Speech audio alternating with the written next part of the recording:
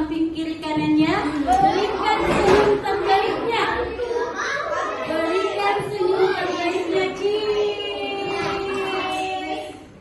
Cheers. Oke. Baik, soleh-soleha. Eyes on me. Oke, hari ini alhamdulillah kalian sudah beramal banyak sekali amalan tak. Kalian sudah tersenyum dengan temannya, itu adalah salah satu amalan. Oke, hari ini kita akan buat kesepakatan kelas atau biasa disebut dengan keyakinan kelas. Apa itu Bu Uni keyakinan kelas? Keyakinan kelas adalah aturan-aturan yang akan kita sepakati bersama selama 1 tahun di kelas. Tahu? Coba, ada tidak yang mau angkat tangannya, sebutkan apa saja aturan yang kalian akan sepakati nantinya. Contohnya, tidak makan dan minum di dalam kelas. Ada lagi? Ayo, siapa lagi? Oke, Dapa. Halo Dapa. Hai Dapa. Apa Dapa? Sebut saja saya. Oh, bermain bola di lapangan bukan di kelas ya. Ada lagi dari cewek? Dari Soleha? Siti. Sama saja Siti. Yang Siti anggap kalau saya sebut ini artinya saya harus sepakat bahwa ini saya tidak lakukan di dalam kelas. Apa? Tidak dilakukan. Apa? Ayo. Apa yang dibilang Saka? What Saka? Oh, tidak bawa mainan. Oke, sekarang Boni punya sticky note. Boni akan minta tolong kepada kalian tuliskan minimal 1, maksimal 3 saja. Apa yang akan kalian sepakati nantinya selama 1 tahun ajaran di kelas tenang. Oke, Boni bagikan ya. Silakan ditulis. Boleh 1, boleh 2, boleh 3 dan sebagainya. Bila boleh minta tolong dibagikan temannya. Oci boleh terserah mau pakai yang mana. Oci bisa tolong dibagikan. Silakan dituliskan.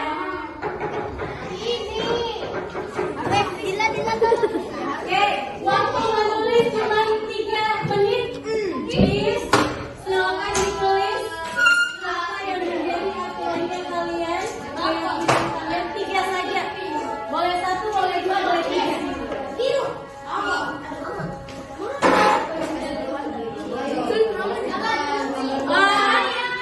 Tidak usah tulis nama, tapi kalau mau tulis nama boleh. Boleh. Apa sih yang tidak boleh buat kalian? Boleh dituliskan, boleh tidak. Tulis saja yang besar dikit ya.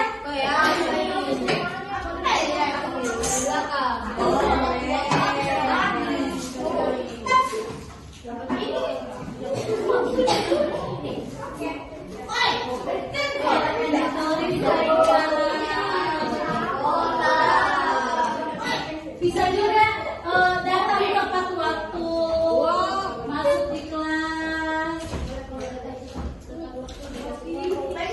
memperhatikan guru pada saat guru menjelaskan. Yes, Piko, writing your role. Yes.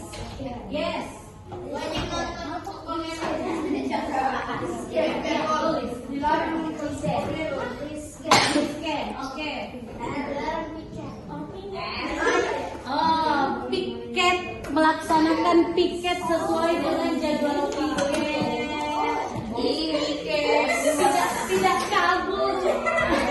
Tidak kabur jangan di kantin.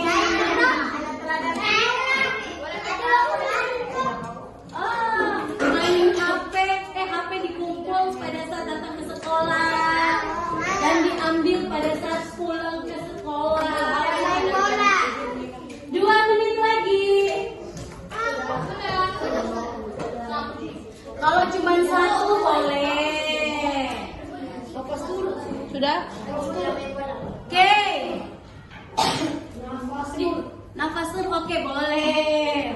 Oke. Apa lagi? Oke.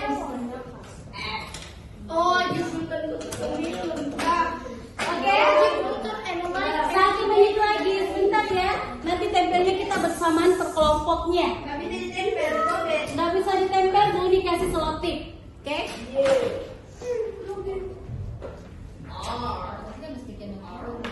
Semua ada jalan menuju Roma. Tahu Roma di mana? Roma itu di Spanyol. Oke, waktu habis. Sekarang Bu Uni minta per kelompok kita tempel di karton yang ada di depan ya. Kelompok sini, silakan semuanya naik tempelkan di karton. Terserah mau tempel di mana, yang jelasnya di dalam karton. Silakan.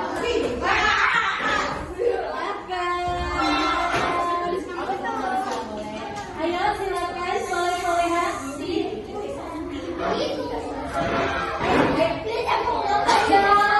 Adi sudah tempel, belum? Sampingnya Adi tempel.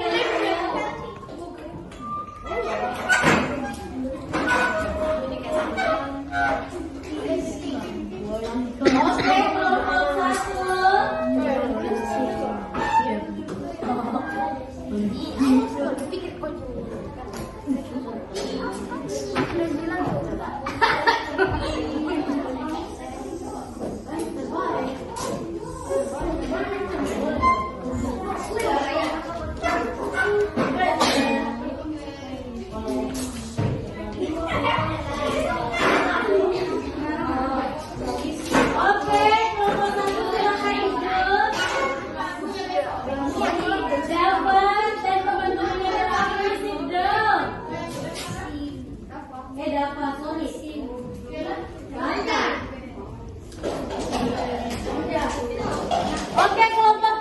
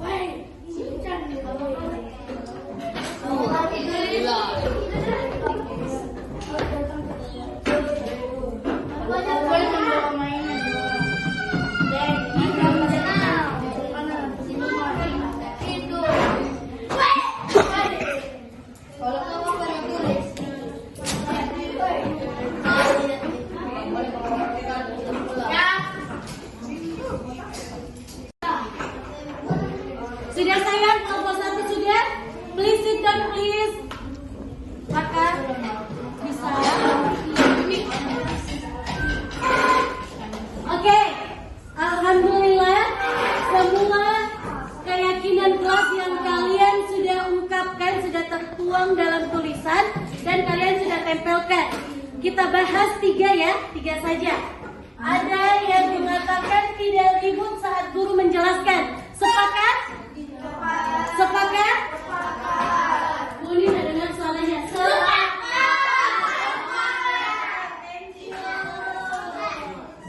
Ada yang mengatakan tidak makan dan minum pas jam pelajaran. Sepakat? Oke.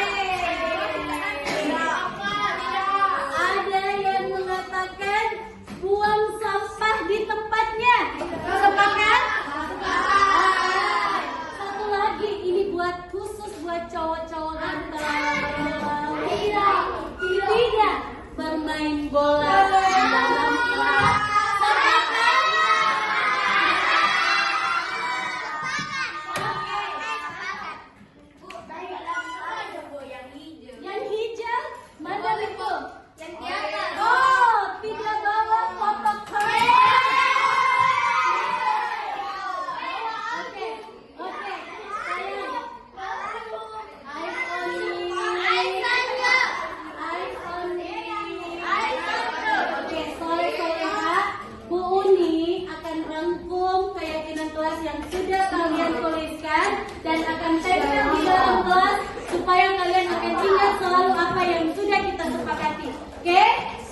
Oke, dari Boni cukup sekian. Belajarlah dan giat karena belajar akan membuat kalian sukses. Dan janganlah bermalas-malasan karena malas akan membuat kalian menjadi tidak sukses. Oke, sekian dari Buni. Assalamualaikum warahmatullahi wabarakatuh. Waalaikumsalam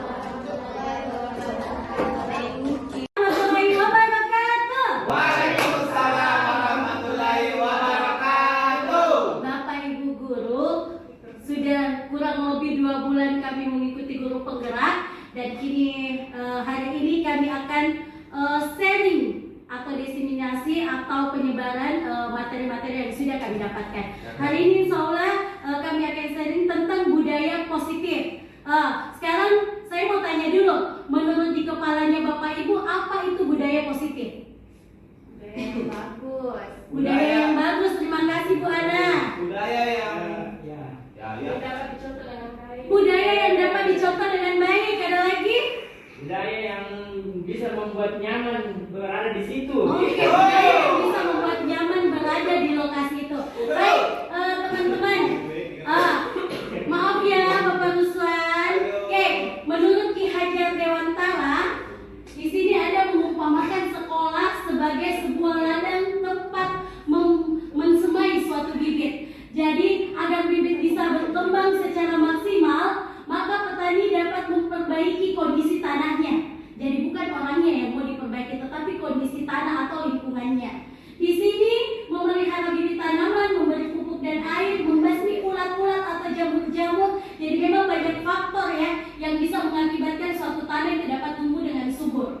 Kemudian yang dapat mengganggu hidup tanaman orang lain. Jadi di uraian ini dapat dipahami bahwa sekolah itu diibaratkan sebagai tanah, di mana tempat bercocok tanam, sehingga guru harus mengusahakan sekolah menjadi lingkungan yang menyenangkan, menjaga dan melindungi murid dari hal-hal yang tidak baik atau faktor-faktor dari luar. Kemudian karakter murid tumbuh sesuai dengan profil pelajar Pancasila yang sekarang lagi didengungkan oleh pemerintah. Oke, berikutnya nih, tadi kita sudah jawab bersama budaya positif itu apa, kemudian di sekolah kita apa yang harus kita. Oke teman-teman, ada beberapa konsep inti dari budaya positif, yaitu disiplin positif, nilai-nilai kebajikan, teori motivasi perilaku manusia, hukuman dan penghargaan, keyakinan kelas, kebutuhan dasar manusia, 5 posisi kontrol dan segitiga restitusi. Tentunya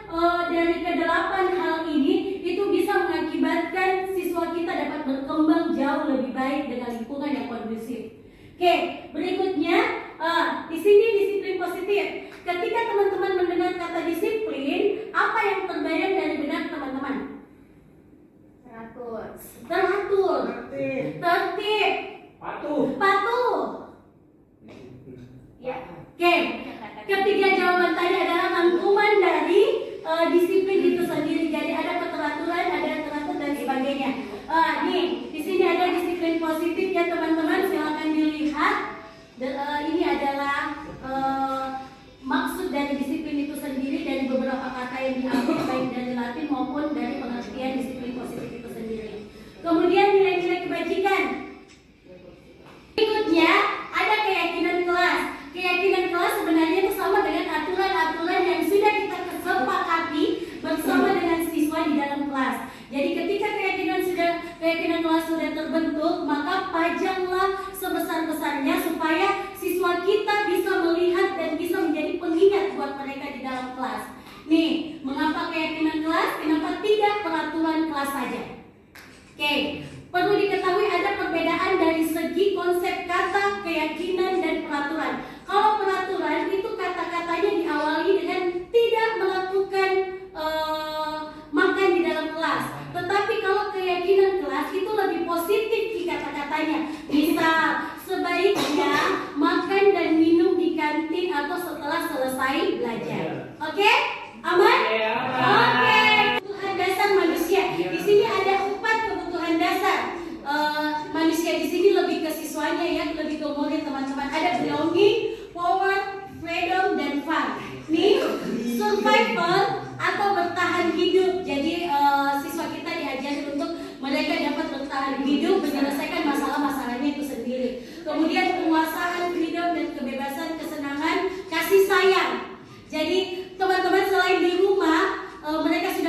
memberikan kasih sayang dengan kedua orang tuanya. Di sekolah apalagi mereka butuh pengakuan kasih sayang dari gurunya itu sendiri.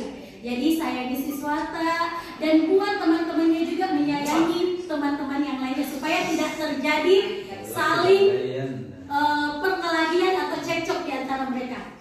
Oke, baik, terima kasih. Saya akan melanjutkan materi dari Bu Uli tadi. Nah, pada kesempatan kali ini saya akan menjelaskan mengenai posisi kontrol dari seorang guru. Jadi ternyata kita guru di kelas itu mempunyai beberapa posisi. Nah, posisi-posisi itu adalah yang pertama ada penghukum, ada posisi pembuat orang merasa bersalah, ada posisi sebagai teman, dan ada posisi sebagai pemantau, dan yang terakhir adalah posisi manajer. Nah, dari kelima posisi ini menurut teman-teman yang mana posisi yang paling terbaik untuk seorang guru? Manajer. Kenapa manajer? Karena dia bisa mengkoordinir semuanya. Oke, berarti saat ini teman-teman berada di posisi mana biasanya? Manajer dong. Oh, Masya Allah. Biasanya kayak tidak setuju. Dari kelima posisi ini yang pertama adalah posisi penghukum. Nah, posisi penghukum di sini adalah seorang penghukum bisa menggunakan hukuman fisik maupun verbal. Orang-orang yang menjalankan posisi penghukum senantiasa mengatakan bahwa sekolah memerlukan sistem atau alat yang dapat lebih menekan muridnya. Jadi intinya kalau misalnya gurunya adalah seorang penghukum, dia biasanya menggunakan dari segi fisik, verbal, dan harus sesuai dengan aturan. Jadi kalau kamu salah harus dihukum pada saat itu. Jadi dia adalah seorang posisi penghukum. Terus yang kedua adalah posisi pembuat rasa bersalah. Nah, biasanya kerja tugas nanti saya dimarahi sama Pak Hasan, kerja nanti saya ditegur. Nah, itu yang disebut dengan dia akan membuat anaknya salah, kayak saya harus itu disebut dengan posisi merasa bersalah.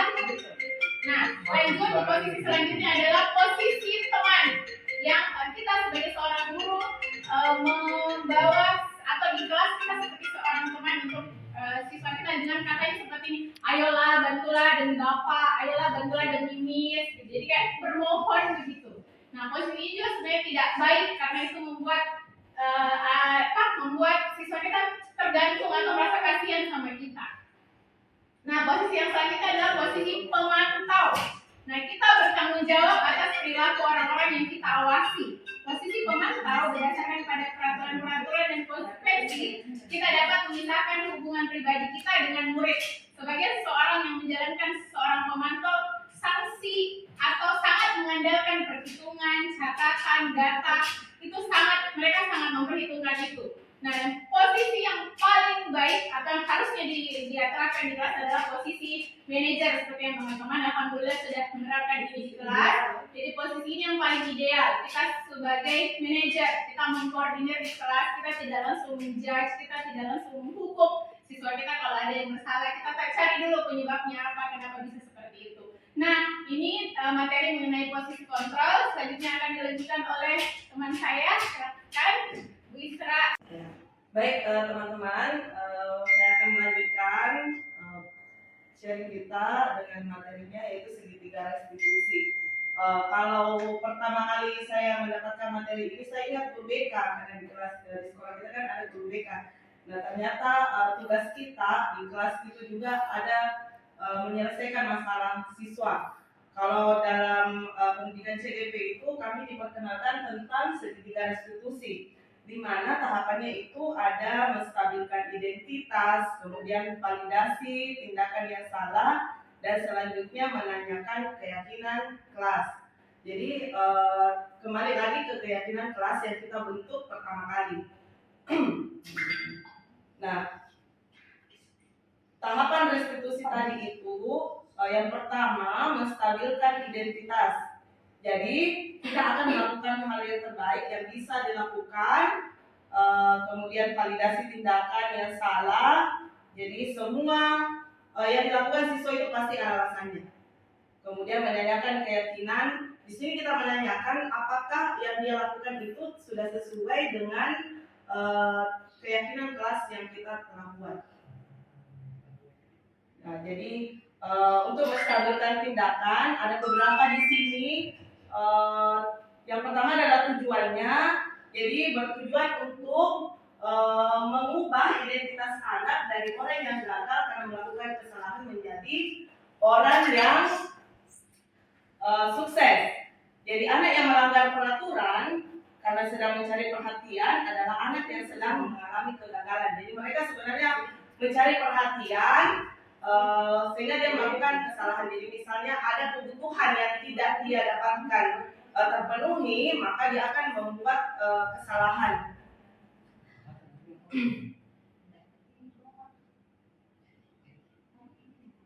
Menstabilkan identitas itu, kita mencoba mengembalikan identitasnya anak-anak dari berbuat salah menjadi dia menjadi lebih sukses atau berbuat sesuai dengan keyakinan keras. Kalau beberapa pertanyaan yang bisa atau beberapa kalimat yang bisa ditanyakan kepada anak pada saat menyelesaikan masalah, yaitu bisa kita bilang berbuat salah itu tidak apa-apa. Nah, semua orang pernah melakukan kesalahan. Jadi kita membuat anak tersebut menstabilkan kembali dirinya supaya dia tidak sangat down dengan apa yang dia lakukan. Jadi bisa juga ditanyakan, kamu berhak merasa begitu. Ibu tidak tertarik mencari siapa yang salah, tetapi mencari solusi dari masalah ini. Oke, mungkin untuk materi selanjutnya bisa disampaikan oleh rekan saya. Silakan Putih. Oke, baik. Terima kasih teman-teman. Saya akan melanjutkan dari penjelasan Ibu Isra terkait dengan segitiga restitusi. Jadi segitiga restitusi ini adalah salah satu cara yang digunakan untuk bisa mengatasi masalah tanpa masalah. Oke, baik. Poin kedua ini adalah menstabilkan identitas. Seperti tadi yang disampaikan oleh Bu Isra, ada beberapa kalimat-kalimat positif yang bisa disampaikan ke anak ketika melakukan sebuah kesalahan di dalam kelas. Kemudian berikutnya setelah ini ada validasi tindakan yang salah. Jadi kita setiap tindakan yang dilakukan dengan suatu tujuan, yaitu memenuhi kebutuhan dasar. Jadi tadi yang sudah disampaikan oleh rekan saya tentang 5 kebutuhan dasar manusia. Kemudian jika kita memahami kebutuhan dasar, maka yang mendasari sebuah tindakan, jadi dalam hal ini tindakan yang dilakukan oleh anak-anak kita di kelas, maka dapat ditemukan cara-cara yang paling efektif. Nah, di sini ada panduan beberapa contoh kalimat yang bisa digunakan seperti, padahal kamu bisa melakukan yang lebih buruk dari ini. Jadi apa kesalahan yang dia perbuat itu tetap sebenarnya kita menghargai sebagai bentuk menstabilkan tindakan. Ya. Kemudian kalimat positif lainnya itu seperti kamu pasti punya alasan mengapa melakukan hal seperti itu atau mengapa melakukan kesalahan itu. Berikutnya, kamu patut bangga pada dirimu karena kamu telah melindungi sesuatu yang penting buatmu. Nah, ini ada beberapa contoh-contoh kalimat positif yang bisa digunakan untuk memvalidasi kesalahan-kesalahan yang dilakukan oleh siswa kita di kelas. Berikutnya, menanyakan keyakinan. Nah, di sini maksudnya menanyakan keyakinan itu berdasarkan teori kontrol, menyatakan bahwa kita pada dasarnya itu termotivasi secara internal. Ketika identitas sukses telah tercapai, maka tingkah laku yang salah telah divalidasi. Nah, ini ada beberapa tahap langkah-langkahnya. Ini sudah termasuk teori kontrol langkah 1 dengan langkah 2. Berikutnya adalah pertanyaan-pertanyaan yang diajukan ketika kita menanyakan keyakinan kelas. Nah, di sini pertanyaan-pertanyaan di bawah ini menghubungkan keyakinan anak dengan keyakinan kelas atau keyakinan yang ada di dalam lingkungan keluarganya. Jadi bukan hanya di sekolah, tapi juga di rumah. Itu harus ada korelasi atau hubungan antara rumah dengan sekolah. Nah, kalimat positif juga yang bisa digunakan ketika kita ingin memastikan keyakinan kelas apa yang sudah disepakati, baik di rumah maupun di sekolah. Kemudian ini, apa yang kita percaya sebagai kelas atau keluarga. Nah, di sini juga pasti kita nilai nilai-nilai umum yang telah kita sepakati. Apa nilai-nilai dari sebuah kesalahan yang dilakukan tersebut. Lalu berikutnya, apa bayangan kita sebagai kelas yang ideal. Jadi anak-anak itu ditanyakan semua kalimat-kalimat ini untuk menggali apakah anak kita ini setelah melakukan kesalahan ini dia paham atau tidak dengan kesalahan yang diperbuat. Terakhir, kamu mau jadi orang yang seperti apa? Nah, ini